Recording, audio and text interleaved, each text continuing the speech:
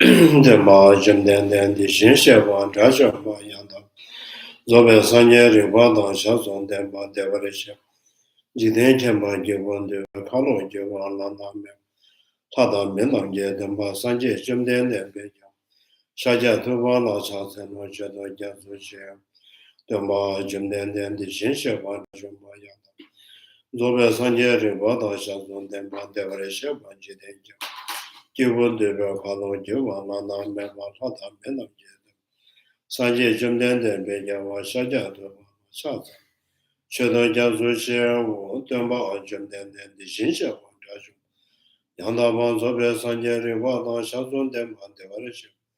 Jiden Jamba Jivon Divya Kalo Jiva Lana Mena Sanje Jumden de Beja was Shaja to Shaz. Should Jazu share.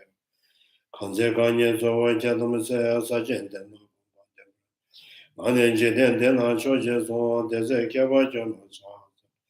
Namda Gunga Chodo, Susawa, Yeshija, Seke, Kumbunda. Chaban Jeden Sumna Lamema, Gumbo Chunye Jam, Senjo, Seno Java Jana Cha, Zeno, the Jana Seva, Yame Jenjen Jama Cha, Zeno Gumbo to Jen, Tumje Jembe. Solomon Denja Sushin, the Jen Shana Cha, Tabian the Church. Giving us on letter Jedo, the Lama Shogu, Shinju Jama Cha. 全年这个老年的老把他马上的年性格他妈也得跟着老年这样子，对我这样比这些给我不说做不起，让给什么有天天上街登报，干嘛让人妈面的就嘛是我去不了当面弄了，知道？这些像他们在这打说他们地他们这是我有过把他们的经济，我当那他西边老这边西边所人着完着我说。To the teacher, the blessed one, the one going beyond, the foe destroyer, the completely perfected, fully awakened being, perfect in knowledge and in good conduct, Sugata, knower of the world, supreme guide of beings to be tamed, teacher of gods and humans, to you, the completely and fully awakened one, the blessed one, the glorious conqueror, the subduer from the Shakya clan, I prostrate, make offerings, and go for refuge. To the teacher, the blessed one, the one gone beyond, the foe destroyer, the completely perfected, fully awakened being, perfect in knowledge and in good conduct, Sugata, knower of the world, supreme guide of beings to be tamed, teacher of gods and humans, to you the completely and fully awakened one, the blessed one, the glorious conqueror, the subduer from the Shakya clan, I prostrate, make offerings, and go for refuge. To the teacher, the blessed one, the one gone beyond, the foe destroyer, the completely perfected, fully awakened being, perfect in knowledge and in good conduct, Sugata, knower of the world, supreme guide of beings to be tamed, teacher of gods and humans, to you the completely and fully awakened one, the blessed one, the glorious conqueror, the subduer from the Shakya clan, I prostrate, make offerings, and go for refuge. When as supreme among humans you were born on this earth, you paced out 7 strides, then said, I am supreme in this world. To you who are wise then I prostrate. With pure bodies formed supremely pure, wisdom motion like a golden mountain, fame that blazes in the 3 worlds, winner of the best, to you I prostrate. With the serene signs, face like spotless moon, color like gold, to you I prostrate. You are immaculate, the 3 worlds come not. Incomparably wise one, to you I prostrate. The Savior having great compassion, the Teacher having all understanding, the field of merit with qualities like a vast ocean. To you, the one gone to thusness, I prostrate. The purity which makes one free from attachment, the virtue which frees one from the lower realms, the one path, the sublime pure reality, to that Dharma which pacifies I prostrate. Those who are liberated and who also show the path to liberation, the holy field qualified with realizations, who are devoted to the moral precepts, to you the sublime community intending virtue I prostrate. Do not commit any non-virtuous actions, perform only perfect virtuous actions, Subdue your mind thoroughly. This is the teaching of the Buddha. A star, a mirage, a flame of a lamp, an illusion, a drop of dew or oil, a dream, a flash of lightning, a cloud. See conditioned things as such. Through these merits may sentient beings attain the rank of all seeing, subdue the flow of faults, and be delivered from the ocean of suffering, of aging, sickness, and death. Sanje jono zoje jono ma chanju ba do ta de ja zo je da ge je zo je be so no jola penje sanje jo go sho sanje jono zoje jono ma chanju ba do ta de ja da ge je zo je be so no je jola penje sanje jo go sho sanje jono zoje jono chanju ba do ta de ja zo je da ge je zo je be so no je jola penje sanje jo go sho. Go for refuge and tell to the Buddha and the Dhamma and the Sangha. Through the merit I created by practicing giving and the other perfections, may I quickly attain the state of the Buddha for the benefit of all sentient beings. I go for refuge until I am enlightened to the Buddha, the Dhamma, and the Sangha. Through the merit I created by practicing giving and the other perfections, may I quickly attain the state of the Buddha for the benefit of all sentient beings. I go for refuge until I am enlightened to the Buddha, the Dhamma, and the Sangha. Through the merit I created by practicing giving and other perfections, may I quickly attain the state of the Buddha for the benefit of all sentient beings. Tamje jimba no chawa za londe da sanje jimde de ande ne di shin she ban da ju ma ya na ban zo le sanje ri bo sha zo de ma de wa ri she ban ji den chen ba ju bun de be kan lo ju bu no no ta da me na je de ba sanje jimde de so di shin she ba de ne so nam da ge ju de ma ge we za wa na mo chu le so se ba rab do je so nam je te re nam je shi pe je sam bon nam je te ba che nam je me do je ju yo ren ba to nam me dim ba me Tepe meba na longo bro gawa shevre se gyum to na lo je pam simje tamje je temba chanju samba namje ya wa phabe khasana je je bo nyang ne de bo je do do na je tepe je ba do meba bo ba son je me je bo so na bra ta ba ya ni mo ku je ta cho me je bo ku chum ba me ba de ba ta so na ge nyang ma go ba su me ba ta ta ma de bo do ne na na ba de bo pu bo ta na na ba de ba kham na ta me de ba je je na ta ma de ba na shi de je Yazondwa Dalana Bajuba Sebala Sebala Juba Chuvala Giba Yishi Yondo Deba Majumba.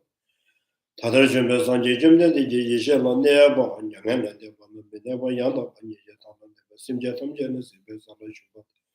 The Dania Sanji Jumda de Kuchiva in the Yana, but Namaswata Beshan to Mageva, Padukiva, Tamagiva, to Hens of Sibrizum. Mandeva Yozo Bayozo Davayozo Chama Yana Davato, Dembe, Tuchava, Mevanya, Deton, Kevanan Sozora, Riba Cheva, Chimney, and the Vasu Bichun, the one that never to bring a bunch of Mazobisha to the Medeva mentioned the water, then Batemba, Yuvacha, whatever she may be, the Vashu, Riba Shuba, Tumbashi, Timbaja, Chacha was on a Jebe, singing the George, Jimena, Kundu, Jimena, Chimbo. Kangi to the Yazuna Dawa and Jabon Bijit, a mission that turns up Kodam Tama, Charles.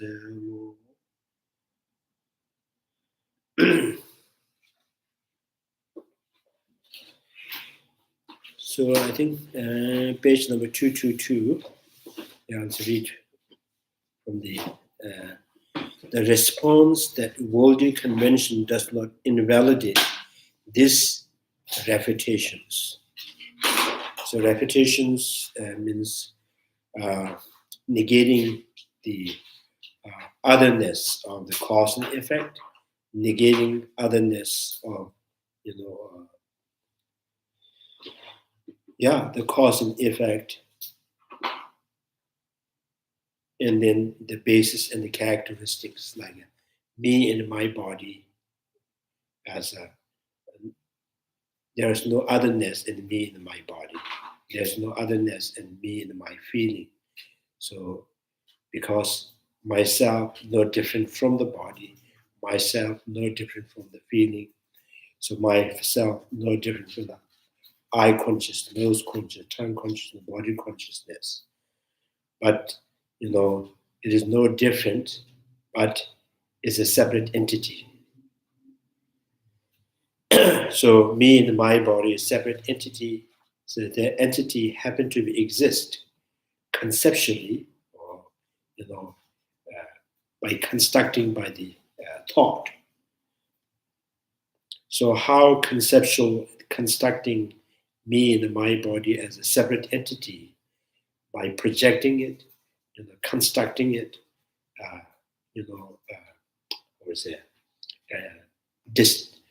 kind of differentiating me and my body as me as a possessor, body is mine as a possession, belongs to me, is language has created. So language is the responsible to having existing of me and my body as a two separate entity. So sometimes you can say the body is the basis, and this tall, myself being tall, myself being thin, myself being big is a designative phenomena. So designative, and then designated based on the body, and myself sad, excited, happy. So designating of myself as a happy is designated based on the feeling. So the basis and the designated phenomena is not physically separating it, and not having seen by the eye consciousness the me and my body as separate. Rather, it is conceptually distincted, separate entity.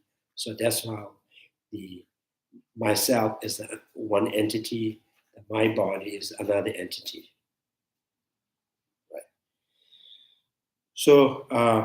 So previously we have refuted the otherness of the cause and effect, seed and sprout. So refutation of this otherness of the cause and effect, designative and the basis, and then the minority school saying that so is mundanely accepted, mundanely perceived as a different entity. So mundane thoughts are powerful.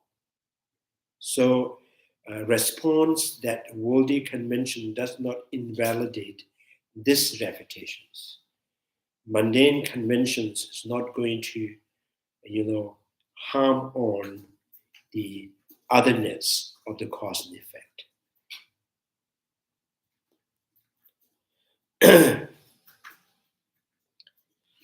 So there is no harm, no otherness of the cause and effect. There is no harm on no otherness of the me and my body. But sometimes the mundane itself, the kind of mundane itself is the witness that, me and my body is no different, right?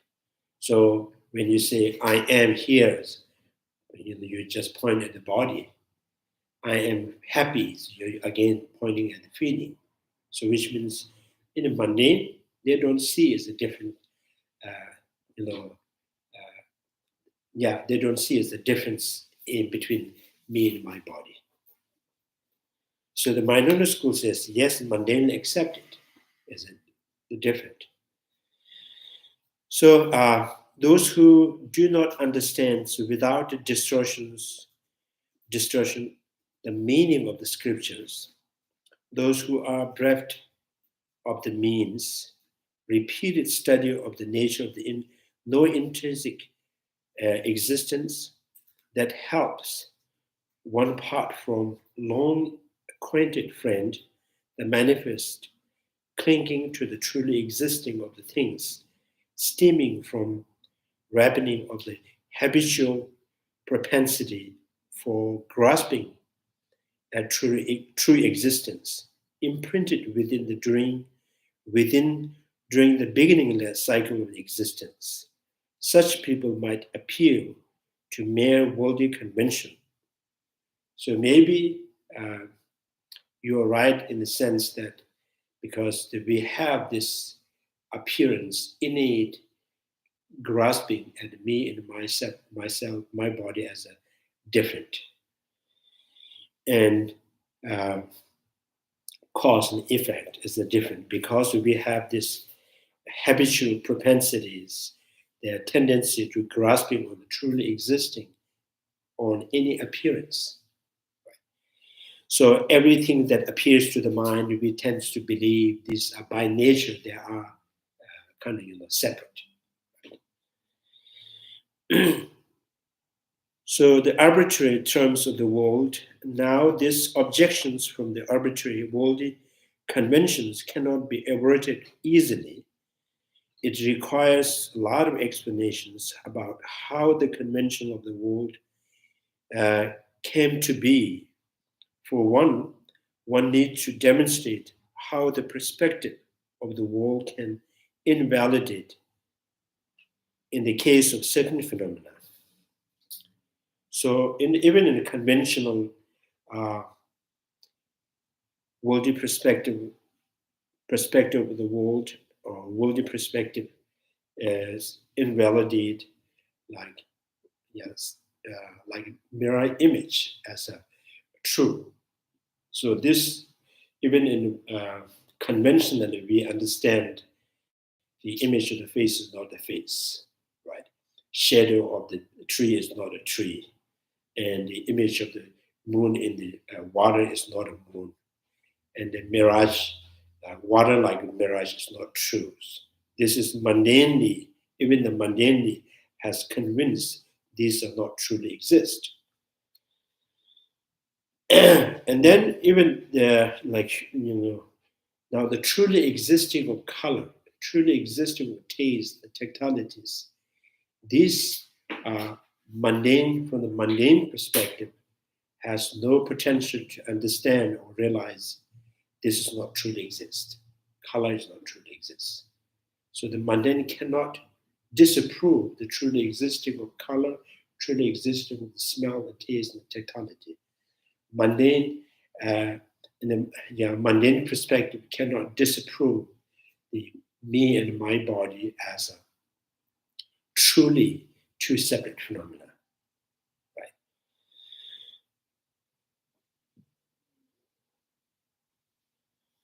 So so we see invalidate in the case of certain phenomena. In certain phenomena, those mirage image, kind of mirror image, the mirage, water like mirage, and then the reflections, and then the so illusions. So these, from the mundane perspective, they can invalidate.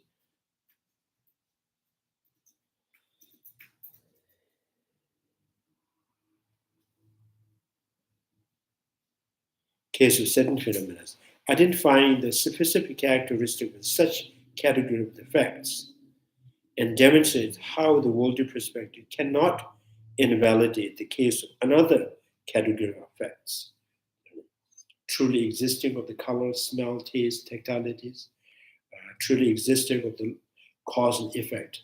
These phenomena, cannot be understood. It's not true by the mundane perspective.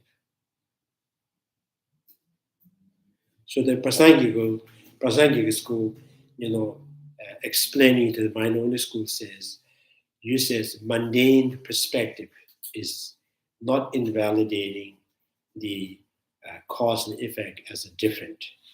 Rather, mundane perspective realize or experience cause and effect as different, and me and my body is different, right? So the Prasangika school says, no, mundane perspective is not understanding the cause and effect different. Mundane perspective is not being able to disapprove the truly existing of the cause and effect. If you can disapprove, that does not mean you have realized it's. So I think this is very much the same. Some people, the creator is a mundane perspective,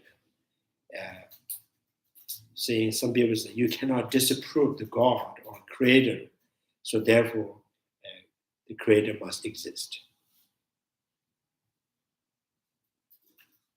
So not being able to disapprove means you are lacking the wisdom to understand it. That does not mean that thing is true. Right? If I cannot reach the top of the tree, that does not mean top of the tree does not exist.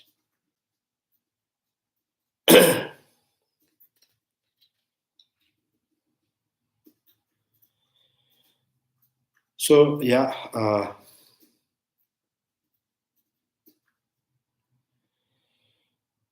so in the mundane, there's a two phenomena. One, the mundane could understand it's not truly exists.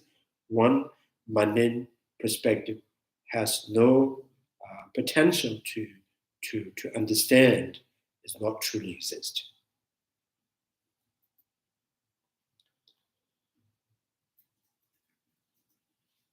So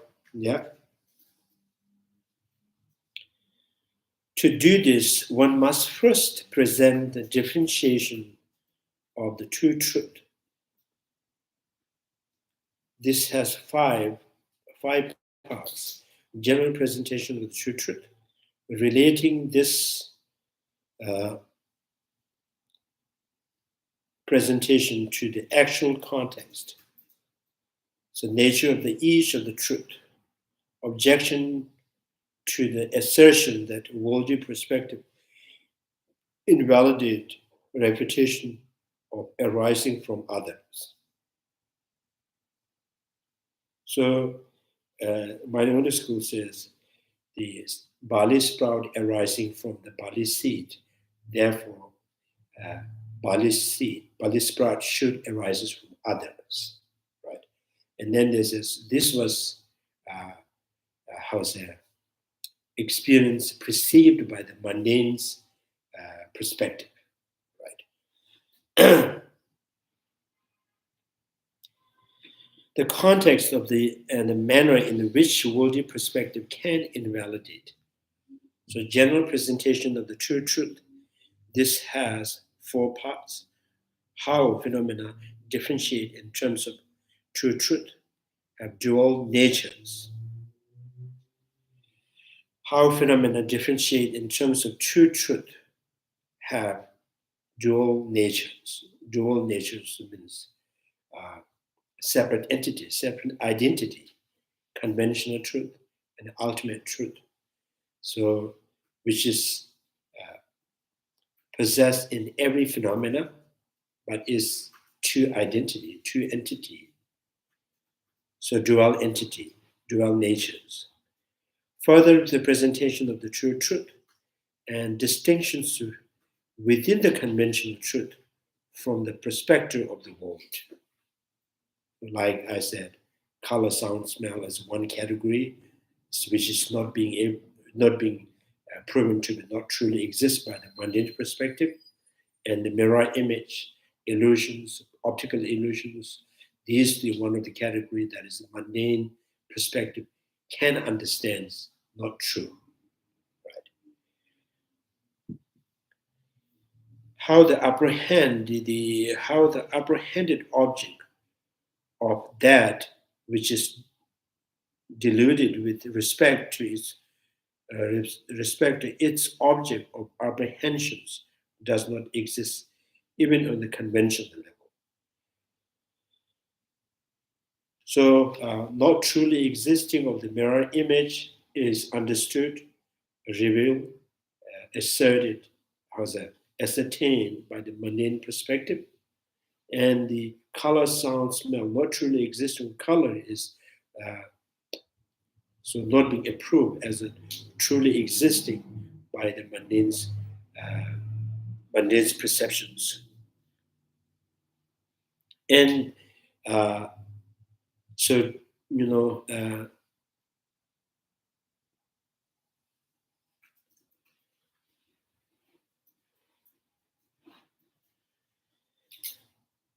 so now is the significant kind of the point here is to remove or to overcome these misconceptions.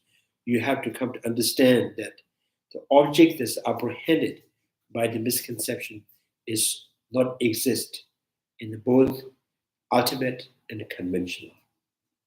So which means it's not, it's non-existing, right?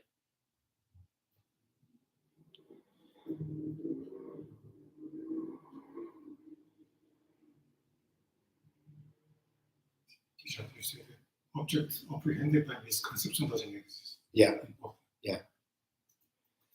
So I think here that some people kind of just how to say, oh, you cannot disprove, therefore it should be exist, like that, right?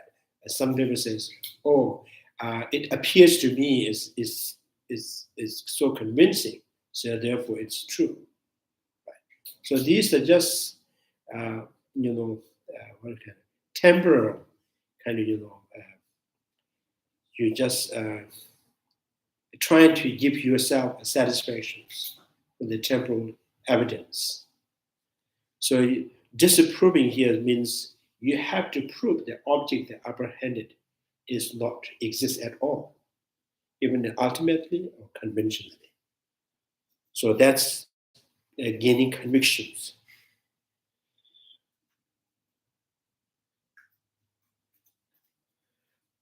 So how phenomena differentiate in terms of the true truth have dual natures. So dual nature, I'm not sure it's a kind of talking about the conventional truth and the ultimate truth. So as it can be a separate entity, separate identity. The first as follows: the response to all entities bears dual natures as obtained by correct and false views of them. The correct, which obtaining the ultimate truths, false views obtaining the conventional. So false with respect to the appearance, not the action object. Like, for example, if I draw the inference because I have seen the smoke, and then I assume there must be fire because of the smoke. So this inference is, ascertain the existence of the fire through the mediation. It's not because this conviction has seen witnessed the fire. It's because of the smoke. There must be fires. So through the mediations, they understand the existence of the fire is certain. And that's how we're supposed to understand that there is no. Through mediations, how we understand. Yeah, through mediations. Yeah, there is no. So that understanding, that inferential cognizers is still considered as the false view. So false views here is, I think here, it's kind of you can use the language as mistaken perceptions or mistaken thought. So mistaken. Now the question is mistaken with respect to what? Mistaken with respect to the appearance, not mistaken with respect to the action fire. Right.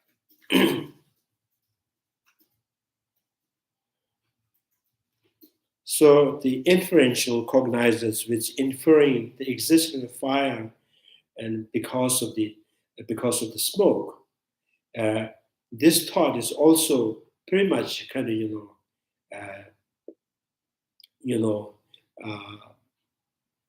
assuming or maybe kind of just I can say this thought is not being able to differentiate the image of the fire and the fire.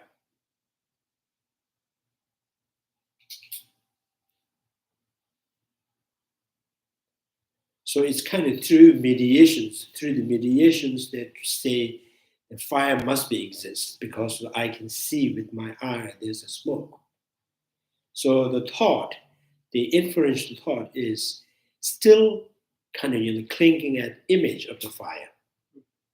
So therefore it is mistaken with respect to that imagination, but it's not mistaken with respect to actual fire. It can prove that.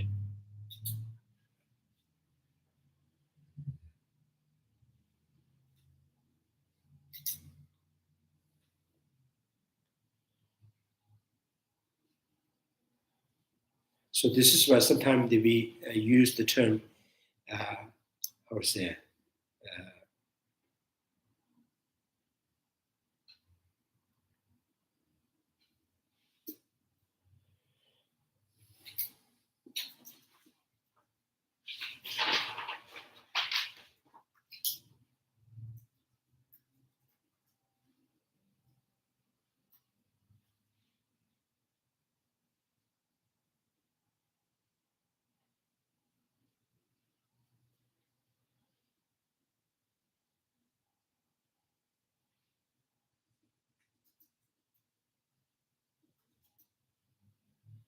sometimes shut up in the yeshe. The shut up is the wisdom, that understanding. The yeshe is something that's directly perceiving that truth. The yeshe and seer. The shut up is intellectually understanding. The yeshe is directly observing things. So it's the yeshe is more reliable than the wisdom. Wisdom is just through the logic, they conclude something is true, right? But still, this wisdom is intellectual, it is conceptual, so which means it's still clinging in the image of the appearance of that.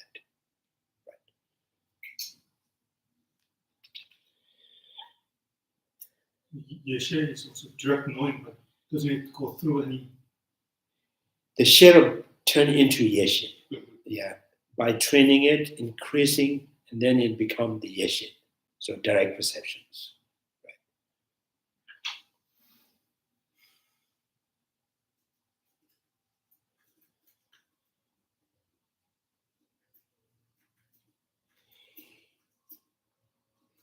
So I think this is why it's, you are taught understanding impermanence, emptiness, all are, say, kind of, is still is a conceptually perceiving something through the mediations. Therefore, it's all of them as mistaken with respect to the appearance.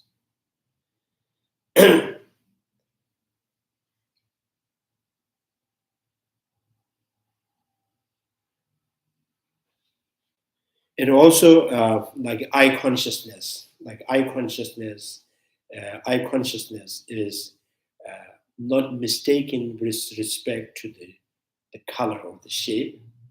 And eye consciousness is mistaken with respect to the appearance of the color. The color appears to the eye consciousness, that is, the color is existing by itself. So with that regard, the eye consciousness, lacks the ability to understand this the illusion like.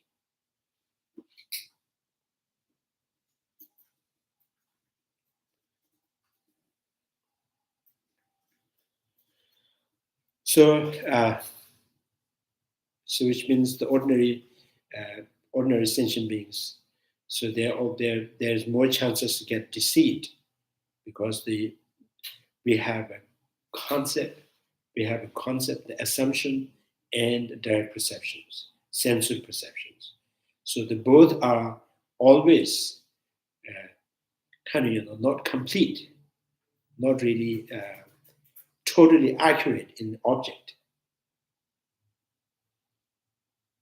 So yeah, I think that's some when you see the rainbows, some people think that they can go and touch it, right? So it's out there.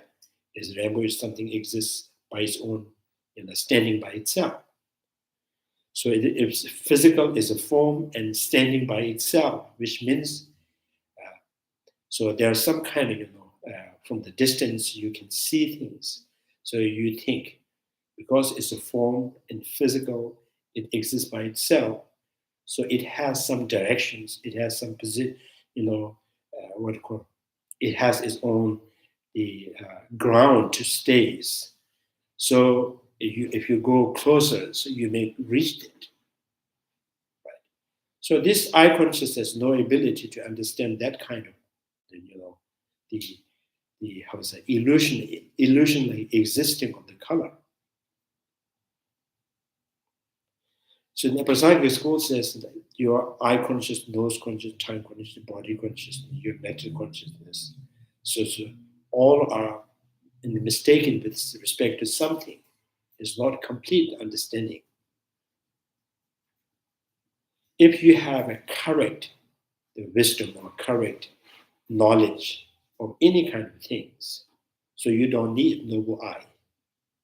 Why you seek for noble eye? If you have one perception that is really understand as it is, so you do not need to seek for the noble eye.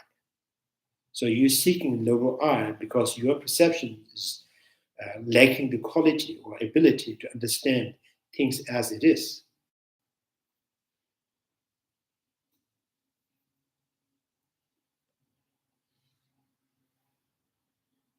It makes sense.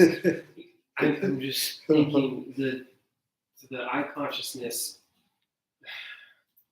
is not, it just perceives, the eye consciousness, for example, just perceives phenomena, but the mental consciousness labels the object. And I think here you can just put in separate, separately you can think. Eye consciousness sees the colors. So eye consciousness sees the color, it ascertains this color, but it is not being able to understand the very nature of the color itself. It just perceives existing. It has no idea, has no knowledge of the nature of the color itself. So if eye consciousness can, just by perceiving the color, if eye consciousness can understand the very nature of the color, so then everybody, you can be, everybody can be scientist, right? So even the scientists took a long time to understand the color, the existence of the color.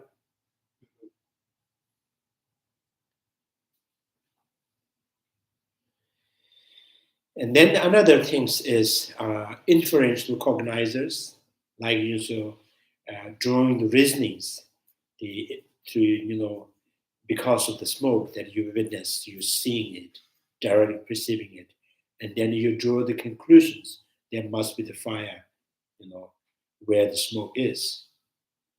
So the fire you do not see with your eye, the smoke is seen.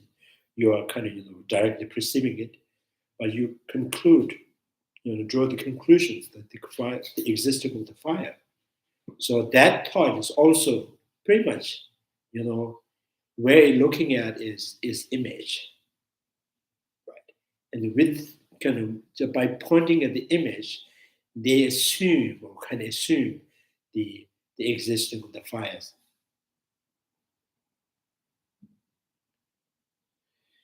So it's kind of, thought has the mode of engaging an object is, selectively. So it's selectively. Eye consciousness do not select the quality of the characters directly as it is. The thoughts also always selectively engaging. Selective means, it can create the characteristic or any kind of image with that single characteristics. They try to understand the things.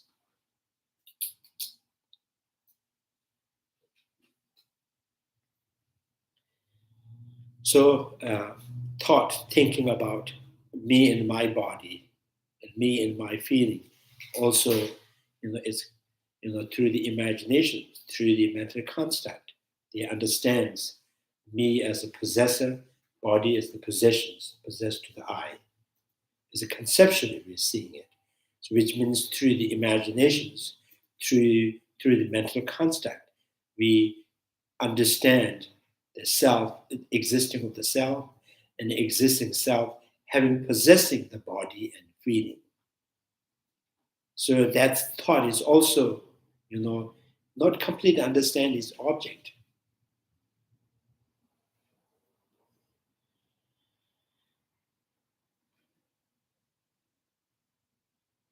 So this is called mundane perspective. Mundane perspective. So mundane perspective has not enough quality to lead you or to overcome the afflictions, because itself is the cause of the deceiving.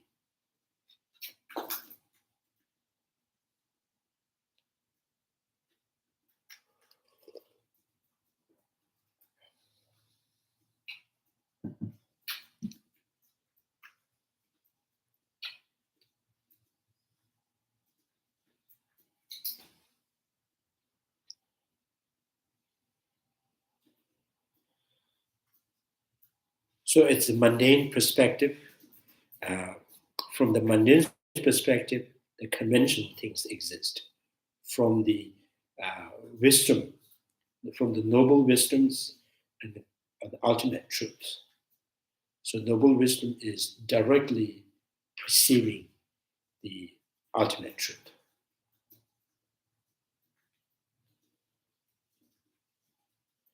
So you see, ultimate truth is quite far from the mundane perspective.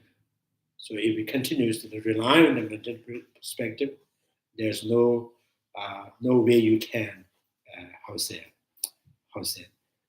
you can realize the ultimate truth. So you have to generate the noble wisdom, or the wisdom that can be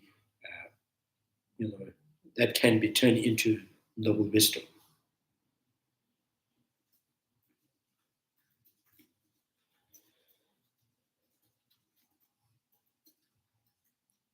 So that's what Chandrakirti says. If your perceptions, direct perceptions and inferential cognizance, has no mistaken, or it's correctly understanding the reality, then you don't need to seek for the noble I.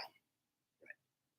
So if you, so the mundane perspective and the Arya's noble wisdoms is a two different thing. So are they from the true perspective, and then from the true perspective, there is the true truth, because the true subject, that true truth, not because the true truth, and therefore,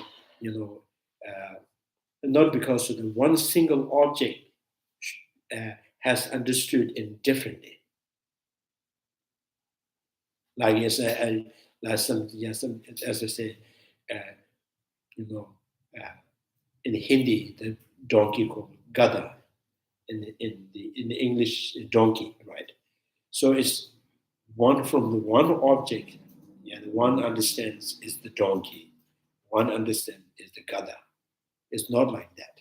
True truth is not like that. So true truth is because the true perspective, they understand separately.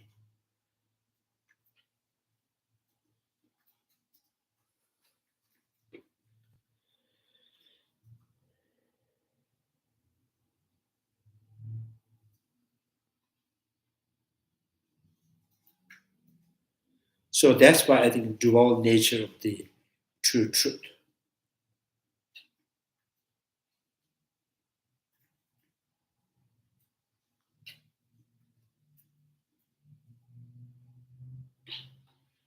So the Chandrakirti's text, the root text, that all entities bears two nature of obtained by correct, two dual natures as obtained by the correct and false view.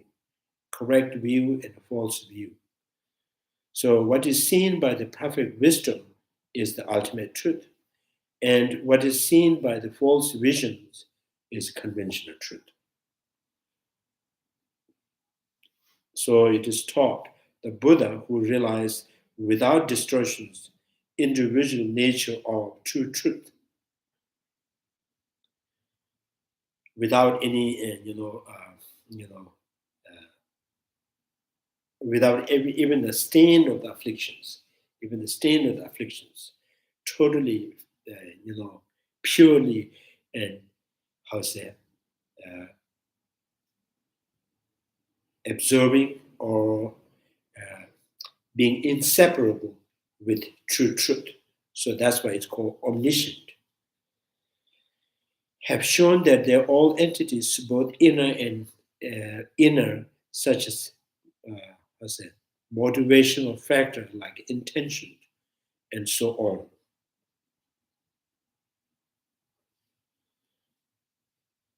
So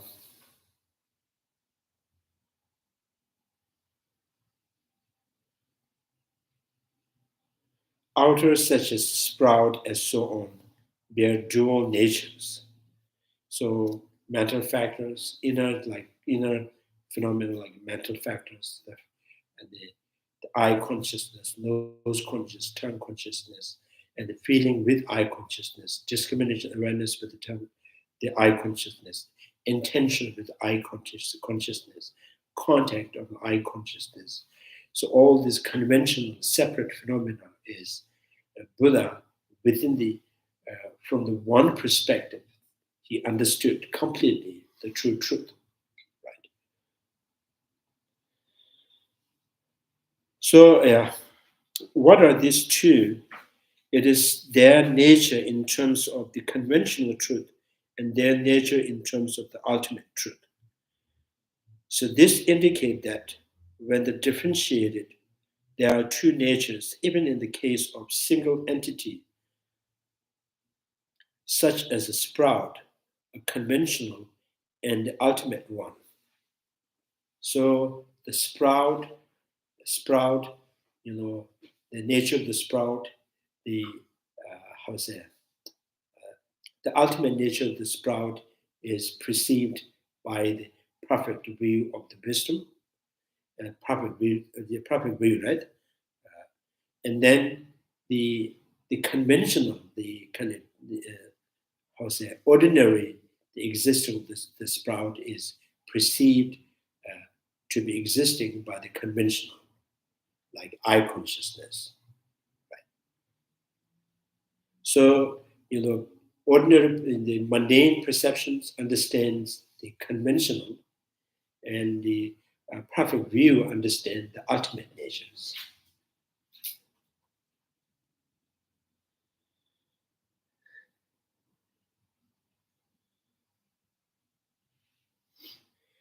So it certainly does not indicate that one and the same entity. It certainly does not indicate one and the same entity. The single sprout, for example, is one truth, or the other depending on the whether the point of the view is that of the ordinary person or Aryas.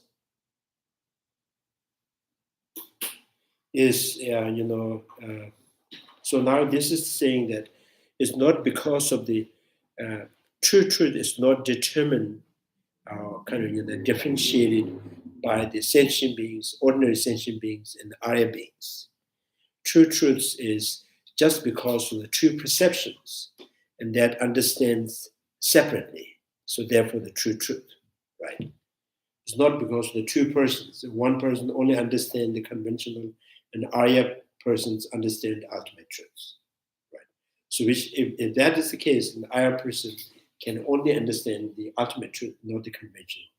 Ordinary sentient beings understand the conventional. Never, there's no possible the ordinary sentient being can understand the ultimate truth. So the both truth can be understand and can be ordinary sentient beings and Arya beings.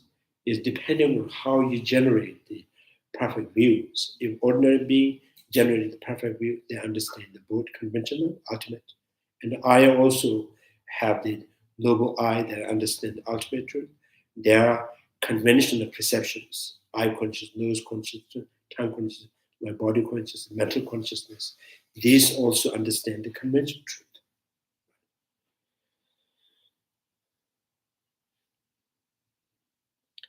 So this understood, it is the furthermore impossible for the phenomena to have no nature at all.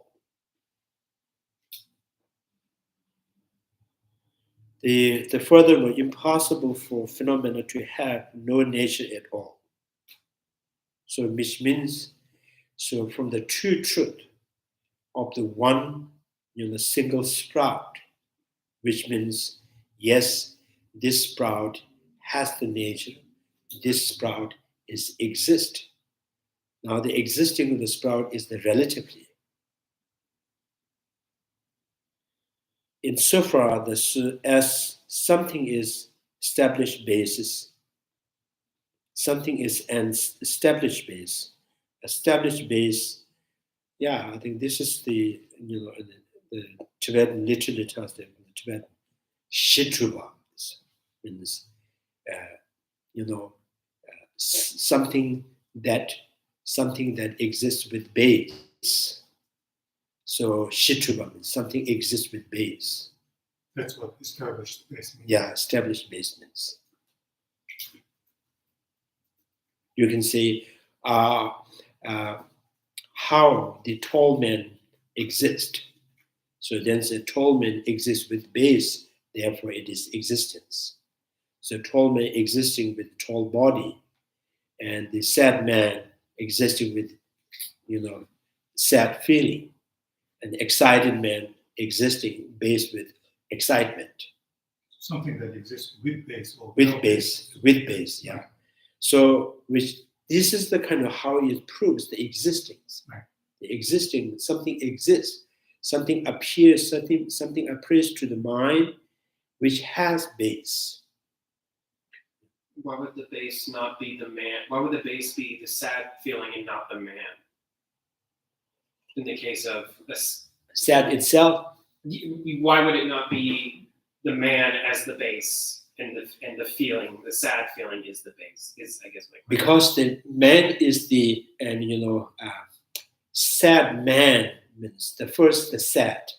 Okay. First the sad, and who is being sad? The man. This man is sad. So the man. So man is more in that sentence. More man is the attributes. Sad is the basis. Yeah. Okay. So impermanent tables, or table is impermanent. So there's from the how's that? There's the explicit kind of demonstrating when you say table is impermanent. First you focus on the table, so that becomes the basis. And what is that table? Is it permanent or impermanent? And is it impermanent? Impermanent becoming the attributes to the table. So impermanent table means first impermanent. You focus on impermanence. Impermanence of what? Impermanence of the table. So table comes as an attribute in here. Like tall man, right? He is tall, or tall man. So tall can be woman and man and anything, tree. The tall is the basis, then the attributes is the man who is being tall. Right. So this tall man is existing with base because with tall body, therefore he is being tall. So if the tall man, by himself is the tall, without the body, he can be tall.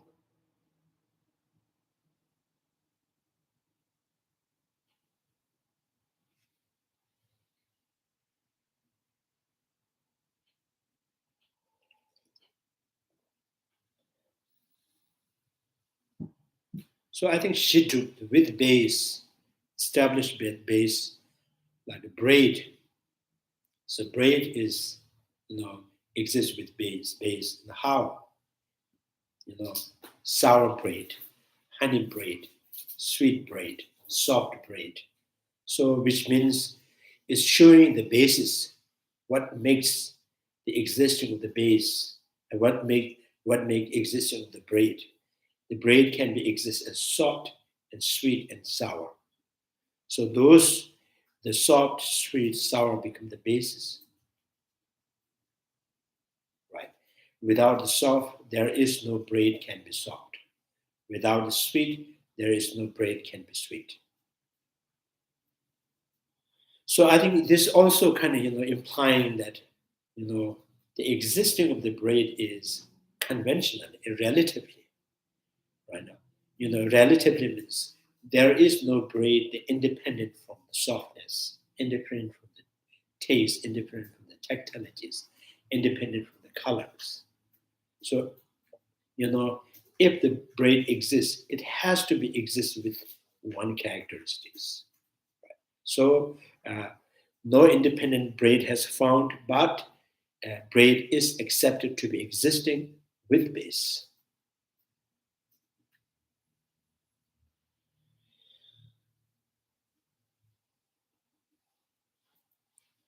Otherwise, you say 4 ounces the honey, right? Honey for 4 ounces, or say 1 lab or 2 lab, right? So honey is just, if the honey is just a taste, and then is independent from the color and tactilities, and then there is no way you can say honey can be 1 lab or 1 ounces, 2 ounces. So honey is, yes, it known as a sweet, but it's not independently sweet.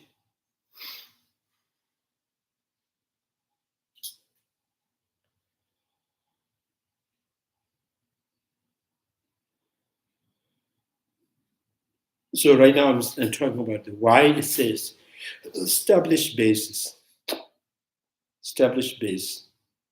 shitulams, like the relation of the barley seed and sprout, established base. So established to be existing based on 2 things, barley seed and sprout. So the relations is, the relation of the barley seed and sprout.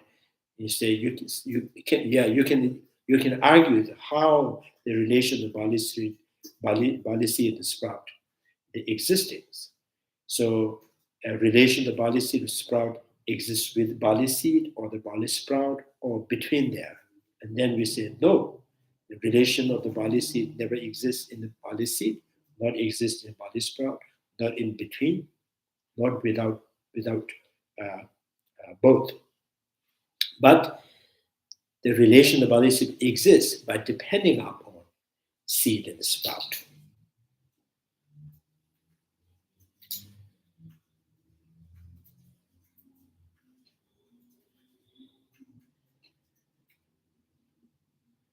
So it must be either identical in the natures and the difference in the nature from each others.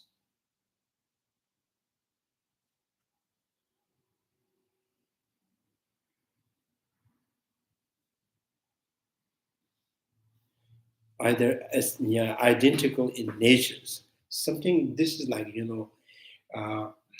tall man and his body is the essentially one nature.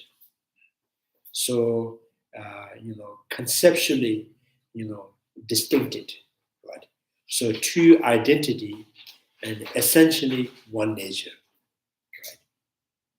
Two identity is identity.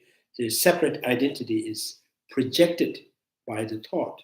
Therefore, 2 identity.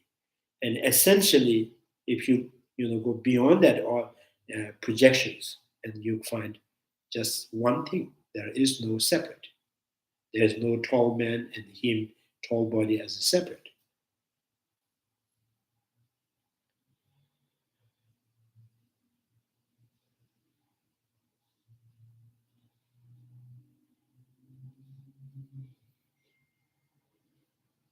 So furthermore, it is not inconsistent to accept things to possess the nature, yet reject that possess intrinsic nature. So we can accept, right? We can accept conventionally or relatively a man and his body, tall man and his body as a separate, conventionally, relatively, but it's not intrinsically separate. So if intrinsically separate, and the tall man and his body has to be independent, right? Like apple and orange. So a living tall man leaving his body and he's still found as tall. Or tall bodies, without the person and he's the tall man.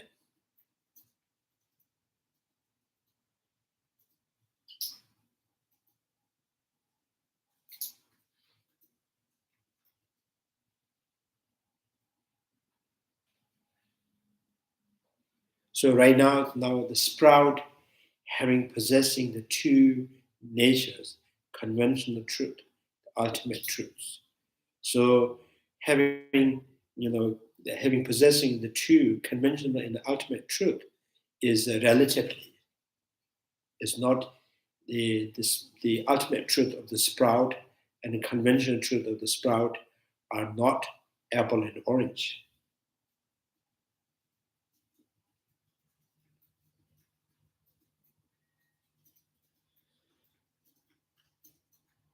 Here, the ultimate nature's entities such as sprout is the nature of the things obtained as the object of specific gnosis by those who possess the correct view and that directly perceive the perfect truth.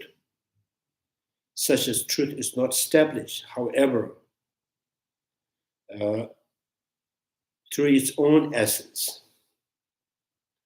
So ultimate truth of the sprout is obtained, ascertained by the perfect wisdom, perfect view, but this ultimate truth of the sprout is not intrinsic.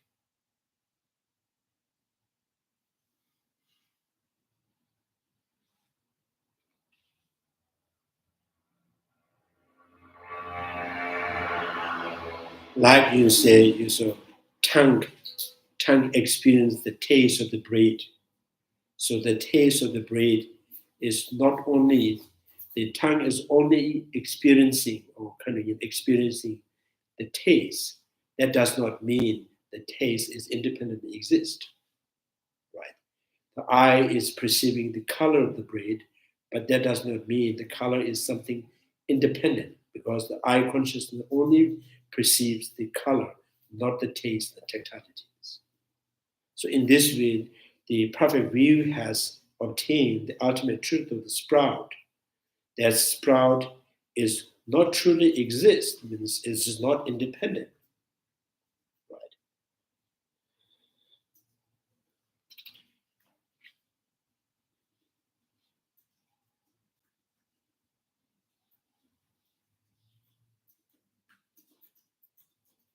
However, through its own essence. This then is one of the true nature of the referred to above specific gnosis. They indicate that it is not obtained by the just any gnosis of an Arya person. Rather, it must be a specific or particular type of gnosis. So it's not necessarily the ultimate realization, the ultimate truth of the sprout is not necessarily obtained by Arya. So even the ordinary sentient being can, reveal the ultimate truth of the sprout.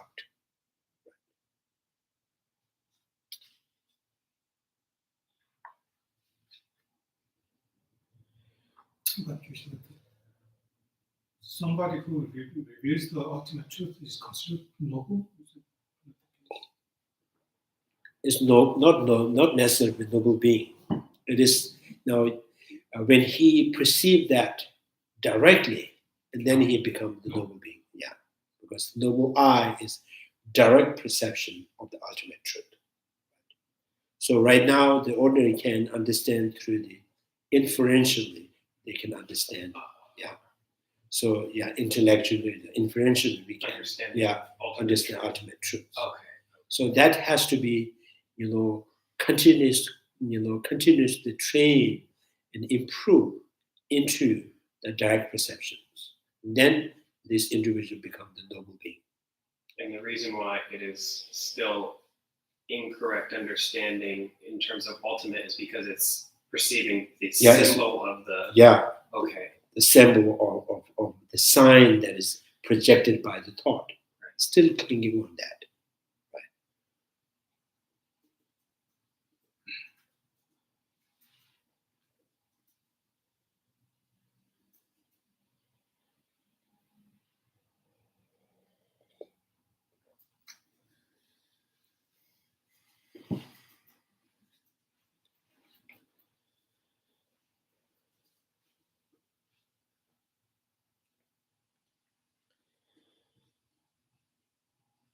So particular types of gnosis, that is to say, it is obtained by the gnosis that realize the way the things really are.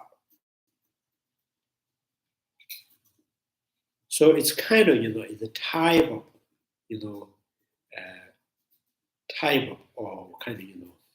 say, yeah, it's the way you become Tathagatas. You are intellectually, inferentially, you are seeing things as it is, right? But you are not being able to perceive that directly, right? So there is the potential to be Tathagat, but not yet become Tathagat.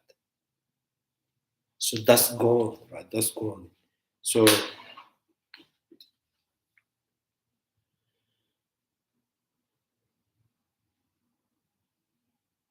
I think in many commentaries like Buddha Palitas and Chandrakirtis, sometimes they use Tathagatas, means the follower of the Buddha is Tathagatas. Tathagatas means they are, believing and understanding the reality as it is. So not yet become the Buddha, but they are on the way to become the Buddha.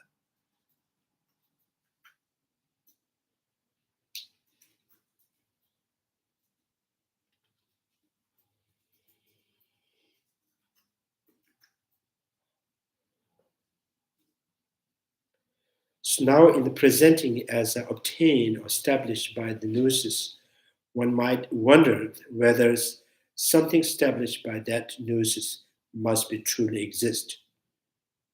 To help avert this, Chandrakirti writes, it is not established by virtue of its own essence, however. So some master in the Tibet, particularly Sayagyi traditions, one of the masters says, because I think he is according to the Shantideva's text, chapter 9 from the beginnings, so there's some kind of phrase that in face value, and there is some kind of way of saying that the ultimate, it is not known by the wisdom.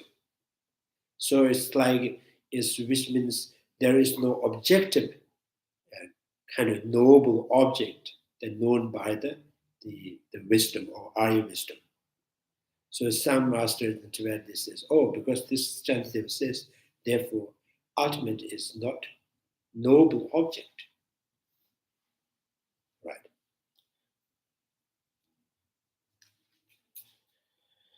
So Lama Tsongkapha said, I think his, so this is a critique, right? It is not established virtue of its own essence, however. Given this statement, some assert that if the meditative equipoise of Arya were to realize the ultimate truth, it would become the truly existence. Hence, ultimate truth is not an object of knowledge. In the tradition of these masters, Chandrakirti, such such people have not understood at all the significance of this tradition's statement that just because something is obtained by the meditative equipoise does not mean it has true existence. By making such assertions, they allow the traditions of the learned ones to be defied. So, Lama Tsongkapha say, if you say that, and you are just, disturbing the meaning of the sutra. So they're trying to say that, based on the Shantideva verse, that the ultimate can't be known or intellectually understood at all. But this is saying that it can be because it is, because it is not established by virtue of its own essence. Yeah, it's at the kind of, there is a possible of, having this kind of mistake because the Prasangika school, they often negates this intrinsic nature. So if the intrinsic nature is totally negated, refuted, and why you think there's the ultimate natures. So ultimate natures, ultimate truth. So which ultimate truth means is ultimately truth, objectively truth. This is the only truth that exists truly, right? So some masters that interpret together, they understand it this way. So the ultimate truth means the truth that is remain all the time, truly exists, independent by itself. So the rest of the true or the real are changing all the time.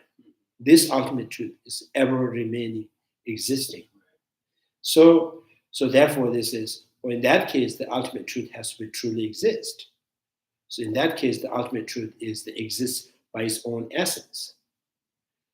So this master, the Tibetan master, is saying, so in the tradition of the Prasangika school, they negate all the truly existence, which means there is no ultimate truth to understand. So the Lama Tsongkapha's idea of that is, so you should, ultimate truths, the ultimate and the truth. So ultimate referring to the wisdom, the ultimate wisdom that it perceives the object, known the object. So that is the ultimate truth. It is not because of the object ultimately existing and that revealed by the wisdom.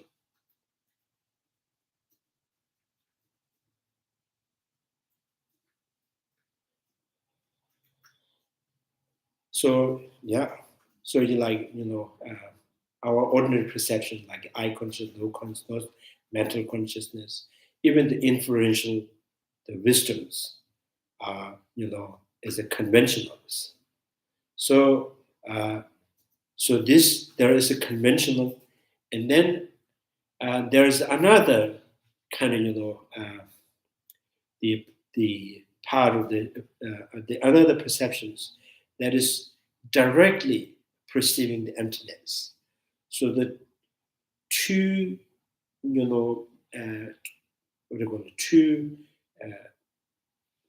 that there's a true consciousness that is, one is without any mistake in the perceiving or obtaining the object, knowable object.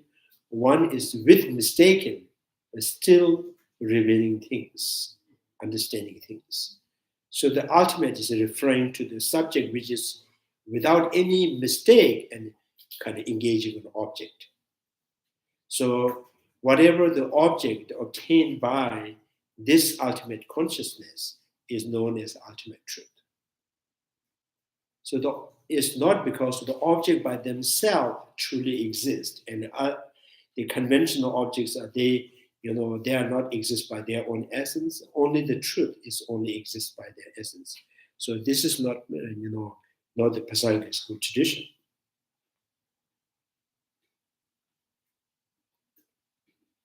So like as I mentioned, eye consciousness, nose consciousness, when you both engage in the breath, nose smell the breath, and the breath, it smells. It has no color, no taste, right?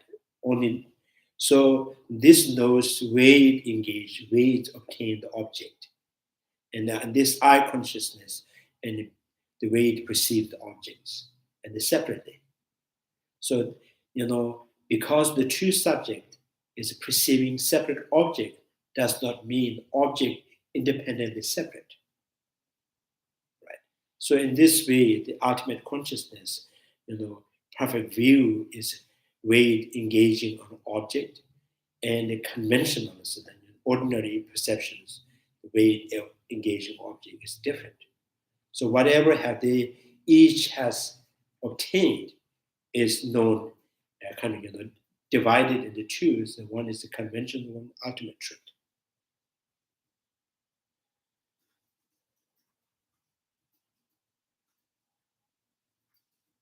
So the Prasangika school is even emptiness of the emptiness.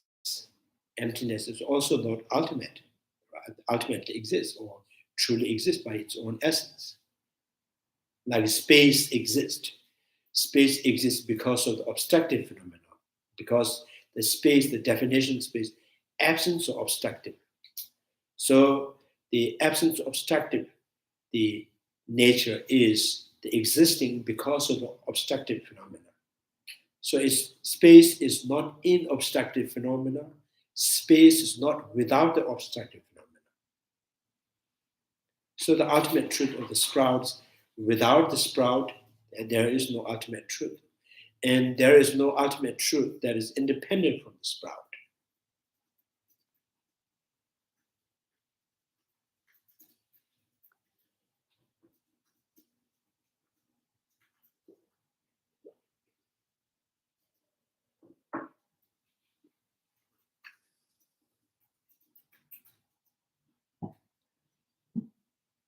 So this has become so, debatable and so complicated for most of the school.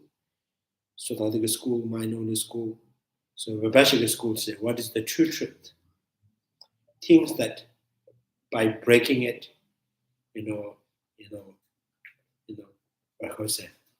by breaking it, dissecting it, and it leaves the identity is the conventional. And things that how much you divide it, how much you break it, it still holds the identity is the ultimate truth. So in that regard, the space is the ultimate truth for the Vibhashika school. Space cannot be break, cannot be divided, right? And still it holds the identity. So then tables, the cups, the glasses is a conventional. By breaking is kind of it loses the identity, right? So this is the Vibhashika school thing. Oh, that's the ultimate truth and conventional truth. Something how much you try to break and divide it, and then if it loses the identity, is a conventional. And then the little bit, more Sautrantika school, how they understand the ultimate truth and conventional truth. So then this is, ultimate truth means things that has a function due to its own cause and condition. Right? Things that function due to its own cause and condition is ultimate truth. It's the truth. It truly exists. Now imagination of the tree, imagination of the cow, imagination of the man, and then these objects has no function due to its own cause and condition, is projected by the thought. So this is known as imputed phenomena or conventional. So Vibhashika to the Siddhantika school, little bit Siddhantika school much kind of more profound. And the mind-only school and the ultimate when they say it's the true truth, what's true truth? So to understand the true truth, first you need to know 3 characteristics: other powered natures, imputational factors, thoroughly established natures. So other powered natures, conditioned phenomena, things that functioning due to cause and conditions, called other powered natures. That is truly exist, but it's not ultimate. So Siddhantic school, right? Mind only school. Yeah. So like tables is truly exist, but not ultimate. So Siddhantic school, truly existing ultimate is same. Mind only school, truly exists, but not ultimate truth. And imputational phenomena, like imagination, the characteristic that projected, constructed by the thought, are imputational factors. It's conventional, it is not truly exist, and is not ultimate.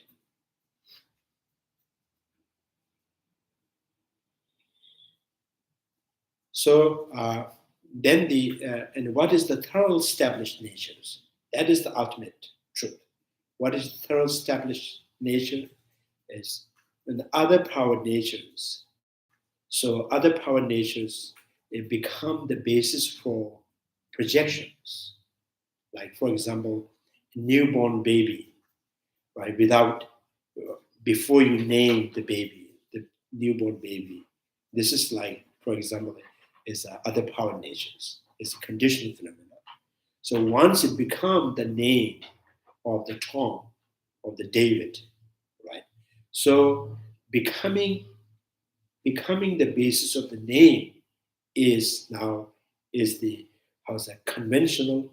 It is the imputation factor. So when you empty the baby, the child, by himself is not become the basis, right? It is rather by the thought which is projecting, imposing on them, on the baby as a David. So that baby by itself is not become the basis of name, is the third established natures. That is the ultimate. So ultimate, the thorough establishment of the baby is existing within the baby.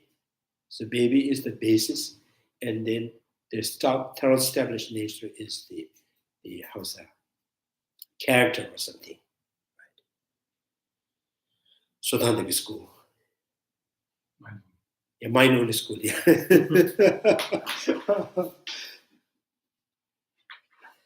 So the Prasangic school says that true truths means because of the two perceptions. So the perceptions which is which is obtaining the conventional, the ordinary phenomena or ordinary characters or ordinary basis. So those are conventional truths. And then the perfect view that understand the absence of intrinsic existence. So that is the absence of intrinsic existence is the ultimate truth.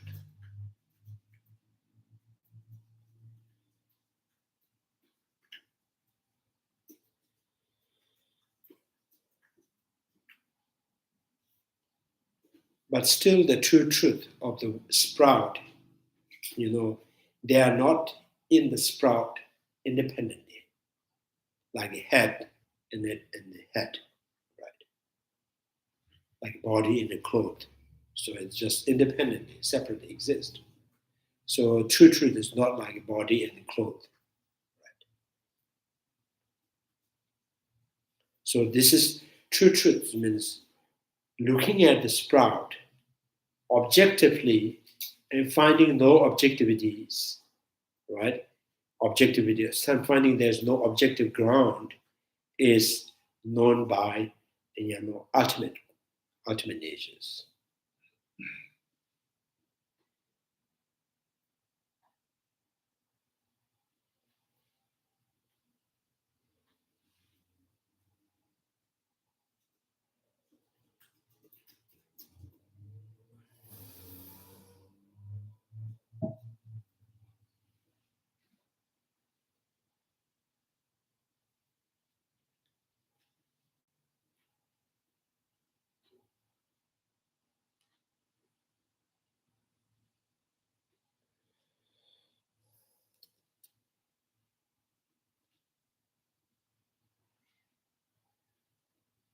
So yeah, the conventional natures, which is other than the ultimate, is that nature obtained by ordinary beings, whose eyes of the cognition are utterly obscured by the cataract of the ignorance through the force of their false view. This reality is perceived within the file of the vision of the childish ignorance ones as a possess existing by virtue of the intrinsic existence does not exist. The manner in which is perceived. So like eye consciousness, when you perceive the color, at the same time, eye consciousness also sees color that exists in and of itself. So the part of that seeing color as existing in and of itself is not true. It's unreal. But the color, the part of the color itself, and that is, it is not mistaken with the existing color. It is mistaken with the way the color existing, but color itself is not mistaken. So it has no mistaking with the existing color itself.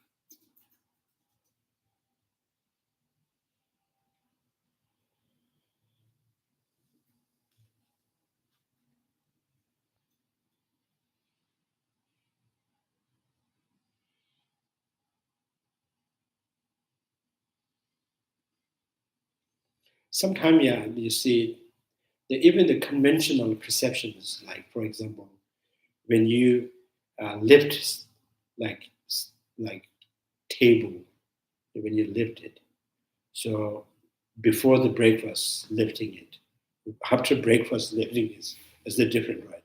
You find it's heavy, it's not that heavy. Right? So this is, it's not because the table itself is changing its weight. It's because of your elements, your kind of strength of the body is changing. Therefore, you find it's heavy and not heavy. So it is similar because of two perceptions. One, the perfect view means is the wisdom of the ultimate natures is the way engaging, the mode of engaging is different. Is one wisdom is looking, objectivities, right? So what, for example, when you, for example, if you think that the braid is not in the braid's color, braid is not in the braid taste, braid is not in braid's textures, braid is not in its kind of the smells, right? So how the braid exists? So braid is not in its color, not in taste, not in its textures, not in smell, and is the braid exists beyond that? Is the braid exists independent from all of them? And in this way, not finding the braid existing objectively, so it's this is how the wisdom, way they engage an object.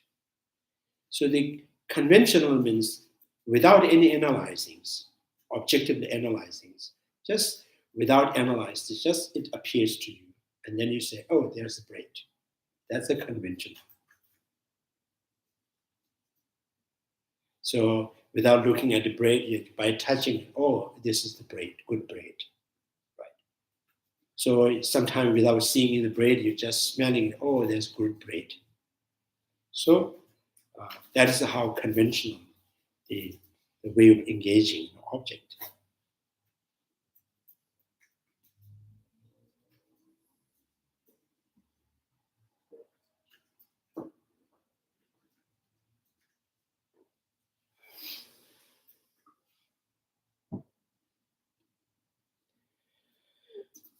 So any questions? Yeah. I'm still personally struggling with the example of how the eye consciousness sees color as truly existing, because I feel confused how eye consciousness would see a color. I understand that it perceives, because it just perceives, but it doesn't, it wouldn't be able to label, oh, that's white, or that's brown or red. To me, it would seem that that would be a mentally. Yeah. So the eye consciousness perceives whatever, but then the mental consciousness labels it an object and says, oh, well, that is that, and that is that. So I feel confused how the eye consciousness can see a true color and be deceived by that. The thought, the right after the eye consciousness thought, identifying the color in the orange or the blue or the white, is, we say, this thought has knowing the color. So the thought knowing the colors, thought is subsequently arises, subsequently, right? Yeah. After the eye consciousness. So, the proof of thought is knowing it is only possible when the eye consciousness perceives something. Without eye consciousness perceiving color, there is no way the subsequent thought can, knowing color. Because in between the eye consciousness and the subsequent thought, there is no gap, there is no any information, right? So the evidence of the thought is knowing something, knowing the color is only the proof is the eye consciousness. So that without eye conscious knowing the color, thought has no access to know the color, right? So which proves that eye consciousness realize the color. Eye consciousness realize the white, eye consciousness realize the blue, eye consciousness realize the orange. So otherwise, the eye consciousness has no sense of knowing. If the eye consciousness has no sense of knowing anything, then how can the subsequent thought has the quality of knowing something? So if the eye consciousness has the quality of knowing the color, then the question is how the color that perceived the eye consciousness, how eye consciousness seeing the color. The question is now, is eye consciousness seeing the color the independent from it, or is eye consciousness seeing is inseparable with the eye consciousness? So then always says it's a dual, because eye consciousness perceives the color is something separate from itself. So that is the indication of the eye consciousness sees the color intrinsic, independent.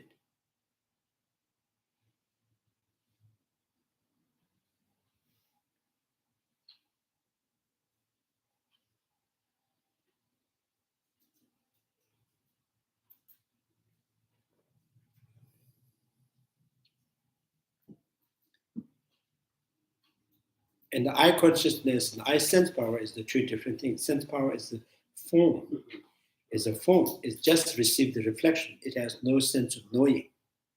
So known means in consciousness when experience, right? So yeah, eye consciousness is always mistaken with, the appearance of the color, but it's still we still consider the eye consciousness perceiving, right? It's realize the color, realize, but it's still mistaken. That's the Prasangika school says. You can realize something, you can still mistake with that object.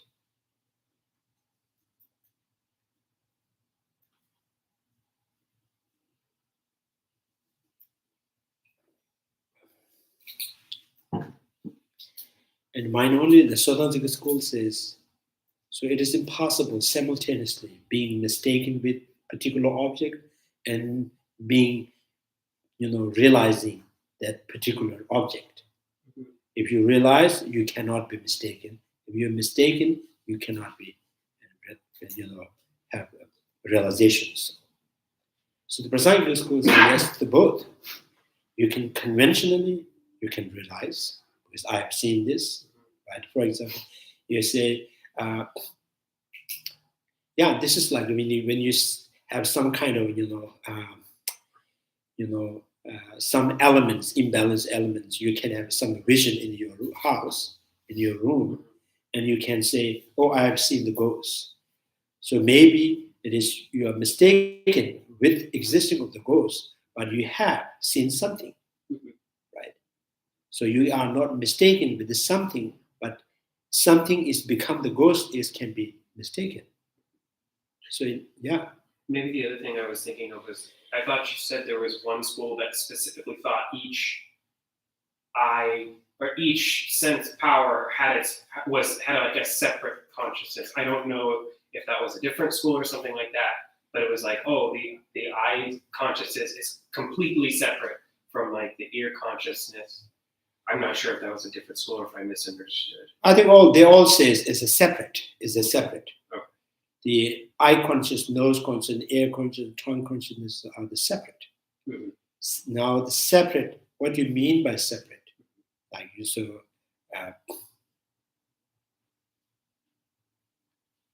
it is not like you have many what do you call it?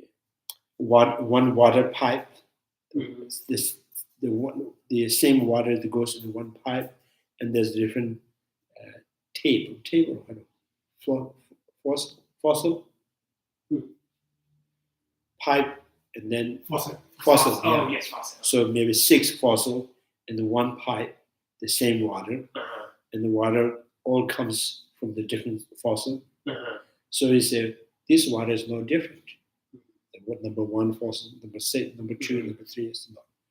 So the question is, so there's one of the mind-only school that thinks there's only one consciousness. They call it Hassan.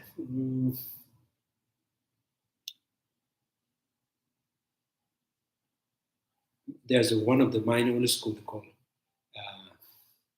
Namshi Tsongkaphas means they says consciousness is just one. Like the person who is living in one house has 6 windows. This person's looking through first window, right? And then he just look at second window, third window. The person is one single. So one person. Yeah. One, yeah. Yes, they're running so around. Yeah, it's right. So kind of it's in that case the consciousness is the independently one single, and he sees things through the eye consciousness and his eye consciousness.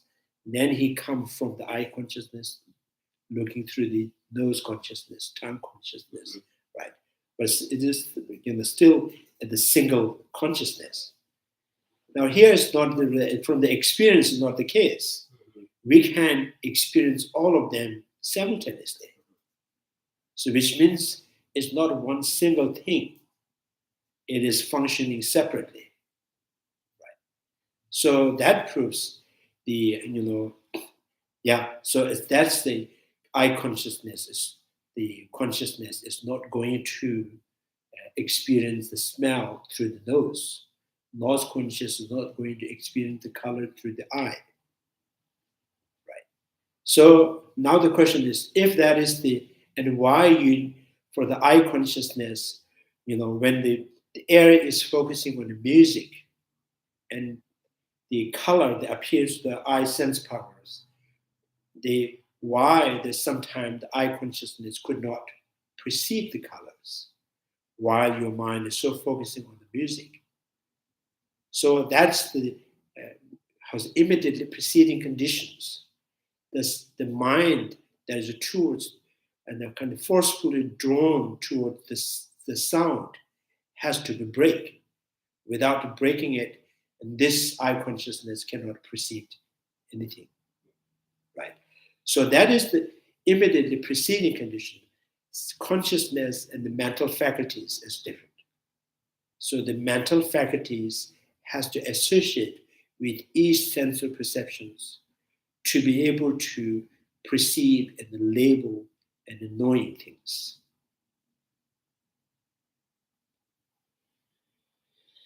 So consciousness, are separate, but they are not like, like in the sixth consciousness, like a sixth person, independent. Right. The I consciousness not independent from the nose consciousness. Nose consciousness not independent from the I consciousness. If they're independent, so then there's a some of the Buddha who has, perfect his mental state, not perfecting his I consciousness. So, right, sometimes some Buddha say, I will have hard time hearing some things. Oh, I cannot smell. I have an allergy. There's no Buddha with allergy. There's no Buddha with vision problems, right? So the consciousness are not like apple and orange, but the consciousness is like, the consciousness just developed. Like, for example, this is the settled energy in the center of the body. We're just visualizing that. When we visualize settled energy, the very settled, the source of that, the consciousness in the center of the body, and it merged with elements. The energy mixed with the wind and the heat and the moistures. So every time things that touches with each sense, the consciousness that can manifest. Right. So the consciousness manifests, but to be able to, specific with object, you need the mental state, mental consciousness to pinpoint, to recognize, to cognize the things. So that's why immediately preceding condition is required for each consciousness. So even you are distracted in the music, you're so much drawn into the sound, but things that appears to the eye, you may say, I've seen something, but I don't know which one I saw, right? So which means you have consciously, experienced something, color, but you are not able to recognize, to remember what kind of color. Is a color of the man or color of the cow, color of the, cat, you don't know. So, for example, if your mind is so kind of drawn into the object of the color of the shape with eye consciousness, and when you hear the sound, and afterwards you say, "Oh, I heard something. I'm not sure it's the bell or it is the ringing in the doorbell or whatever." So, which means you have experience, but you're not being able to specific with object. So the immediate preceding condition is required to be able to specific with the object, right?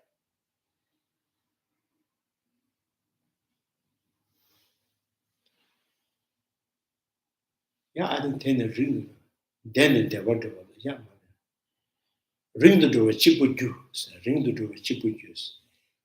There's a minor school has many divisions. So one of the minor schools says one single consciousness. Ring the door, chibujus, from long kind of, from the previous life to the endless life, the one that goes as a one single consciousness. So the single consciousness and go up to the essence for the color, and then he come down and knows the experience. So if you want to feel from the body, he says, wait, colors. I'm busy with the textures. So like there's someone inside and he was just diving in the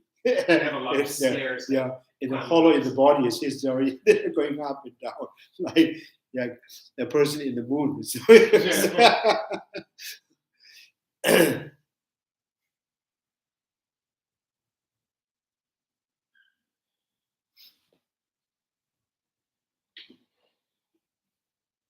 So these are kind of, those different school of thought, different, viewpoints is the, I think it's kind of, indication of, that we are, our grasping the independent intrinsic nature is not easy to get rid of.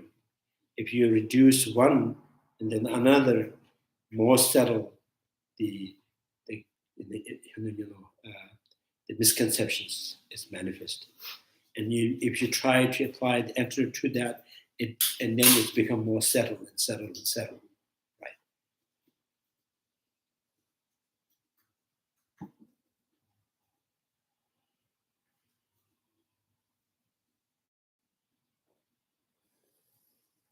Mm-hmm.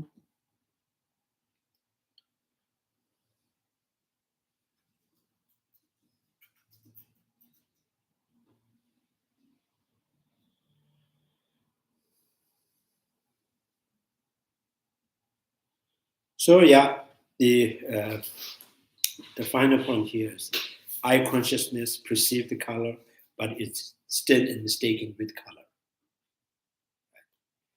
So it perceives the color, but it's mistaken with kind of the nature of the existing or the way it exists.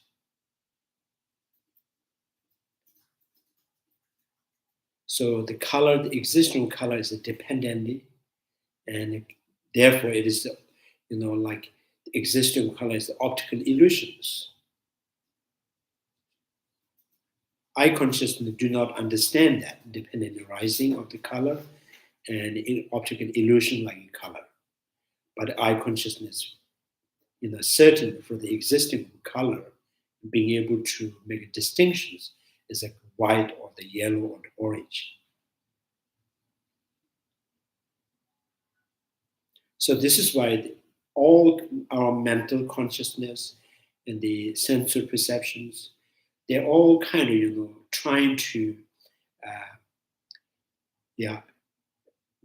way through the engaging on an object, they're all trying to bring the happiness to you, but they're all blind in the reality. So the blind man cannot take you to the best place, right? But they're all blind, but they're all trying hard to take you to the best place. So maybe there, even you got to the best place, so maybe it's not the place. So this is why the noble eye is required.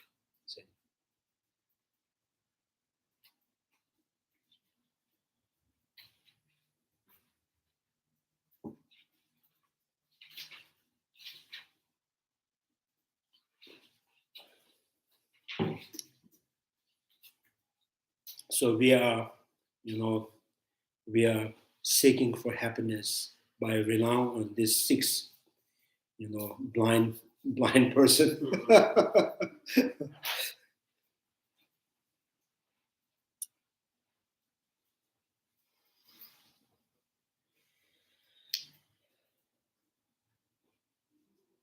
Truly, it's very hard, right? It's Yeah.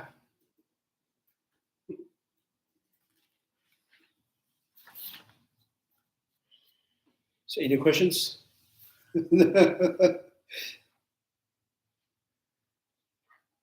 So, yeah. Chanju semjo rinpoche, ma jeba na gejuji, jeba nyamba meba nya, kone pebruji. Tonye dawa rinpoche, ma jeba na gejuji, jeba nyamba meba nya, kone pebruji.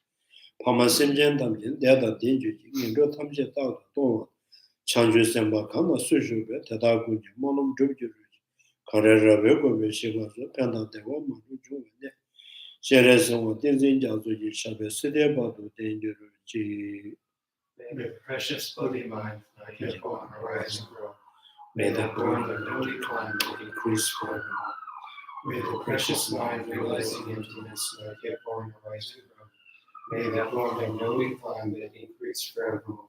Due to all these merits, may all Father and Mother sentient beings have all the happiness, and may all the lower realms be empty forever. Wherever there are bodhisattvas, may all their prayers be accomplished immediately. In the sacred lands surrounded by snow mountains, you are the source of all benefit and happiness. O powerful Chandrakirti, remain in this world until samsara ends. Thank you very much.